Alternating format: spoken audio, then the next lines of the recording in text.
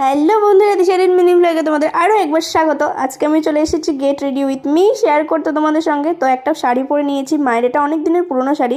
মাকে একটা দিদা গিফট করেছিল শাড়িটা, অনেক দিনের, দিল্লি থেকে হয়তো এসেছে শাড়িটা, যাই হোক। তো প্রথমে মুখে সানস্ক্রিন অ্যাপ্লাই করে নিলাম, দেন দিয়ে দিচ্ছি হোয়াইট টোন পাউডারটা দেখো এক হাতে নিয়েছে, এক হাতে ব্রাশ নিয়েছি, নিয়ে ওইভাবেই দিলাম আর কি। তারপর এখন আইলাইনার দেবো, কাজল দেবো। ভাবলাম কাজল দিই একটু, আর আমার চোখটা ভীষণ জ্বলছিল, কাজল একদম শেষ হয়ে গেছে, হাত দিয়ে বার করে দিয়েছি।